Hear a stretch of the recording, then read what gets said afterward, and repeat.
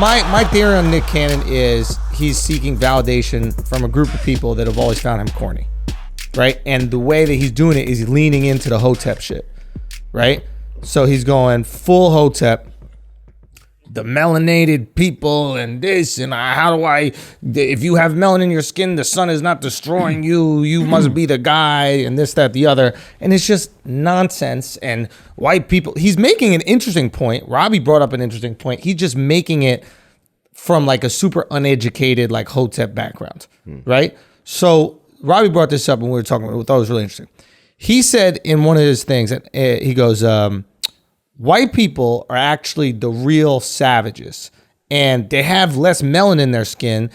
Because they have less melanin in their skin, they were forced to like resort to these savage behaviors so that they could cope with the world and oppress the people who are actually rightfully built to exist in the earth, or blah, blah, blah. And that's why they resort to these savage techniques. There's no science to back that up, whatever. It's absolute bullshit. But if you want to make the argument, if you want to go, for years, white people have been calling people of color savages. All the while, white people have been colonizing them, subjugating them, oppressing them. That seems way more savage than being the quote unquote savages. If he made that argument, worded it better, son. But if he just removed any of the pseudoscience, any of the eugenics from it, you'd be like, "Yo, that's a great point." Yeah, my girl was like, his emotion is fuck you. You're calling us savage. We're not. Y'all are just as savage as us. Right. But it came from y'all are the true savages because he's like fuck you. Right. And that's where I think. But you're still good there. Yeah. Y'all the true savages. That's fine. It's not even. It's justifying with science. You're actually genetically savage because you have less melanin in your skin. So you must be savage and resort to these tactics. Now there's nothing I can do. I'm a savage, which is the exact same thing white people have done to black people for years, saying that they were lesser than, they were animals or whatever. So you can't do the same thing and expect a different result. Yeah, I think it's... I just have a question. Is that because when I first heard what he said, like, I didn't fully understand what was so problematic about it. Like, I didn't agree with what he was got fired saying. for the anti-Semitism, not for that. Which is also isn't that part of the anti-Semitism? No, anti-Semitism is different, right? So that's just against like Jewish people. Yeah.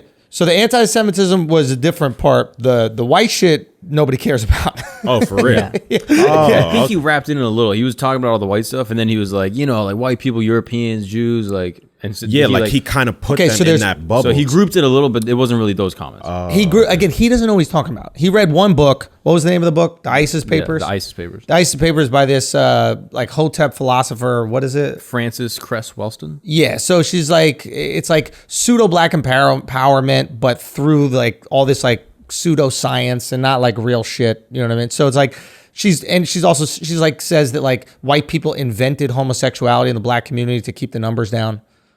Like, is a type facts. It's a good idea. That didn't work out, so we invented Planned Parenthood, right? Yay.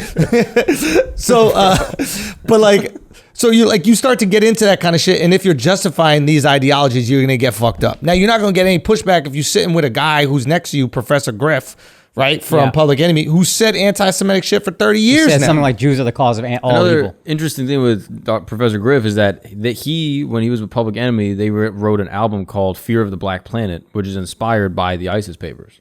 Interesting, right? So they're talking about like, oh, you know about this thing? You're inspired by this woman? I read this book. We're talking about the book, Barbershop Conversation.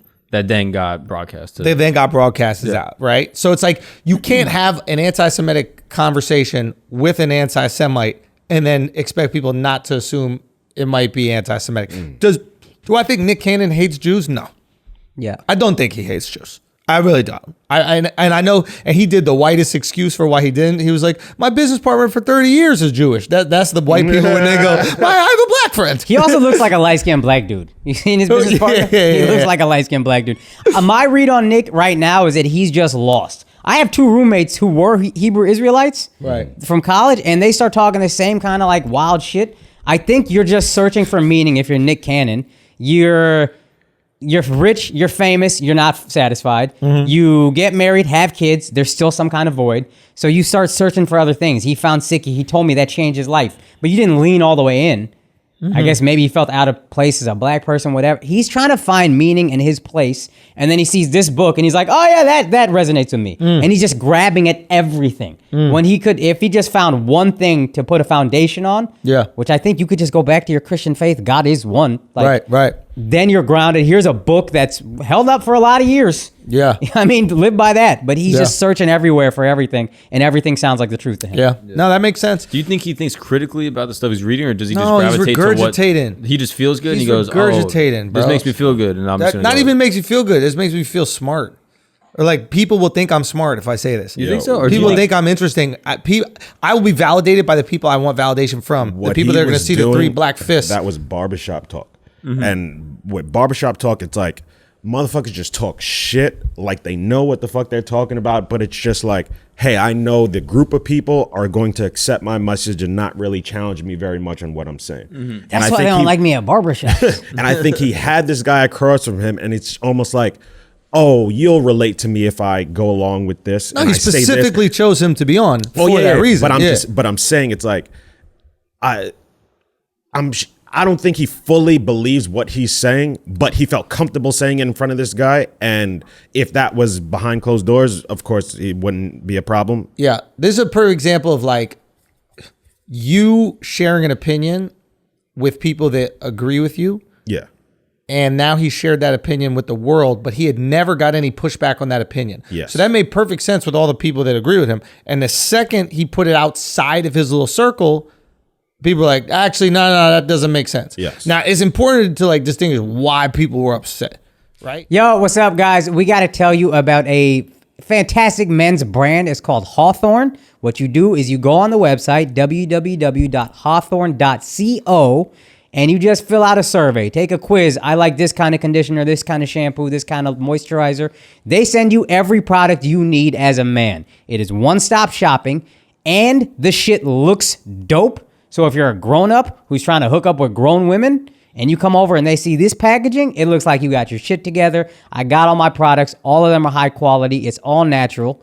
Matter of fact, I had an allergic reaction to some old shitty body wash I was using, had a rash. Using this, good money. Let's go. It's the fucking perfect thing if you're a man. You don't want to overthink buying this deodorant from this place, that cologne from that place. Just do it. One-stop shop. Yo. Hawthorne.co. Hawthorne.co. That's C-O. We fucked up on the regular episode. We said .com. So we said to Hawthorne, we're like, yo, we believe in your products. We fuck with the company. We think it's a brilliant idea. Men's optimization. So we're going to run it back on the Patreon and the clip. Hawthorne.co. You use that promo code Flagrant. You're going to get 10% off your purchase at Hawthorne.co. You don't want to be going to 15 different stores to get all your men's essential like washing items. Just have it sent to your crib. It's a pandemic out there. Anyway, that's the deal. Hawthorne, HAWTHORNE.co. Now let's get back to the show. The white shit and the Jew shit are different.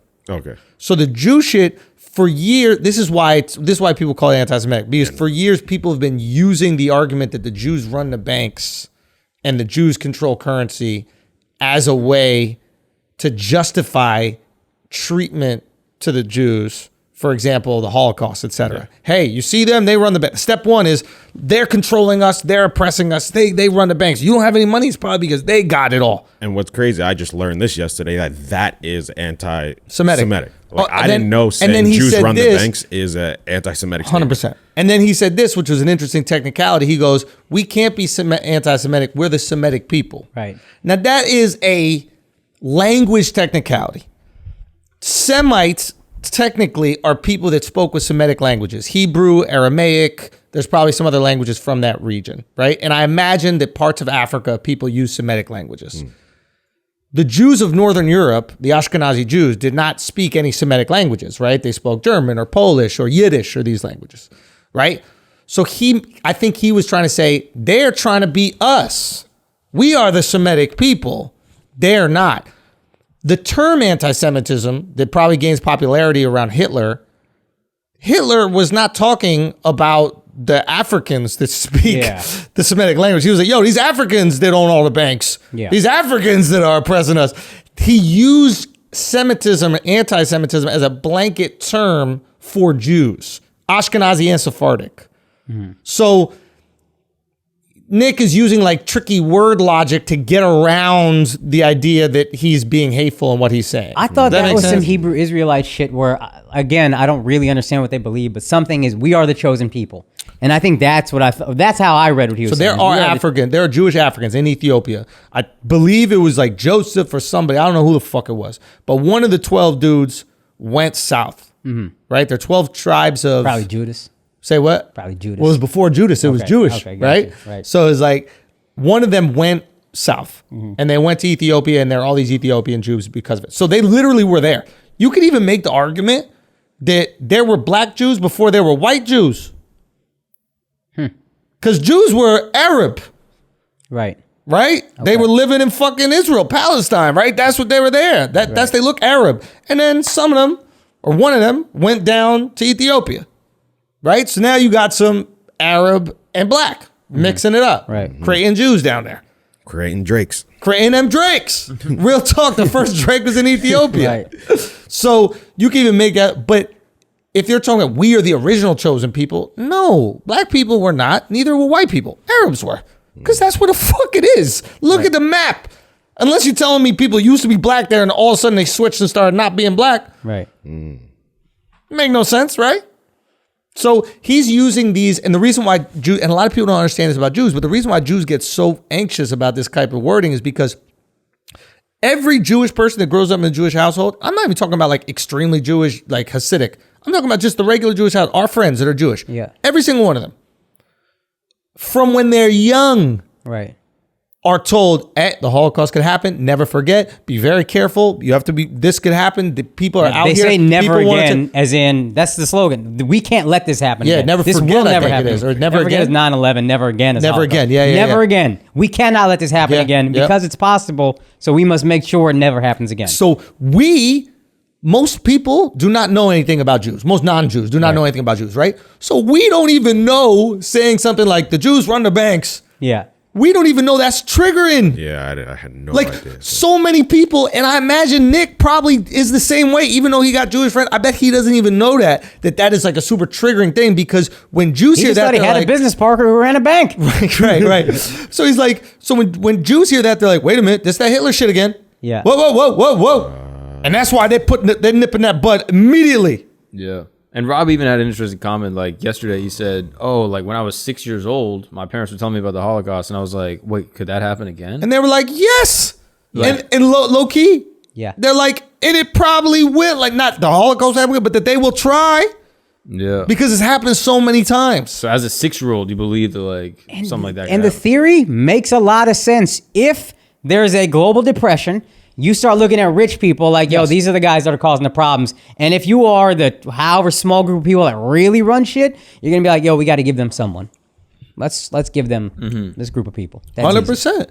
And I mean, if you think about it, Jews are incredibly successful for how small the population is. Dude, it's crazy. And it's to the point where like, when you're that successful in that small population, people that are not successful go, I need a reason why they are and I'm not. Yeah. And I can't accept it's because I'm dumb, or I can't accept because I'm uneducated. There's got to be some other conspiracy going on. You know? They might not sit back and go, oh, Jews really push education and like you're a failure if you don't go get a college degree. They support themselves. They support their own. They're big on buying Jewish-owned products. There's I mean, I can't speak to that specifically, but like they community is very important, and education is very important. And the best way to raise your class in society is through education. You literally get a master's degree, you're going to be making money. Your dad was a janitor, you get a master's degree, you're making 6 figures. Right. That's a $50,000 jump in one generation. Right. Minimum 6 figures. Yeah. So whatever, it doesn't matter. We don't have to get too deep into it, but I did want to explain to people why it's viewed as anti-Semitic. I do think he also, the guy Griff, said he doubled down on whatever statements got him kicked out of Public Enemy, which is like the Jews are responsible for all the evil or something. Apparently, the New York Times article I read said he doubled down on the podcast, said like, I'm gonna get in trouble for this. And Nick was like, nah, man, you're speaking facts. If you're speaking the truth, it's always okay. So like he kind of co-signed everything that guy believed. First of all, by having him on the podcast. Second of all, by saying it's cool. And then I don't know if it was Griff or both of them, but said like it sucks that Farrakhan is not allowed on Facebook anymore. And like, you know how Farrakhan is at least perceived to feel about the Jews. I don't know the exact quotes, but like, right. He's said a lot of anti-Semitic things, a lot of homophobic things. So if you support Farrakhan, Jews are gonna look at you. And then you had this guy on the podcast. It's like, yo, come on. Yeah. And then that shit is like Jew dog whistle language. They run the banks. It's like, whoa. Yeah. And he's saying the Rothschilds. The Rothschild conspiracy is really interesting too, because that documentary that we watched, The Money Masters, the Bill Still thing. Remember when I was all about red pilling motherfuckers? Yeah, melatonin. What was that? It's video melatonin. Son, you fell asleep. I saw you fall asleep watching that. So that shit right there, this fire, that shit right there. What was really interesting about the documentary is he never mentioned faith. It was an indictment on the Rothschild family. That's it. It wasn't an indictment on Jews, etc. But a lot of times anti-Semites use the Rothschilds as an indictment on Jews in general.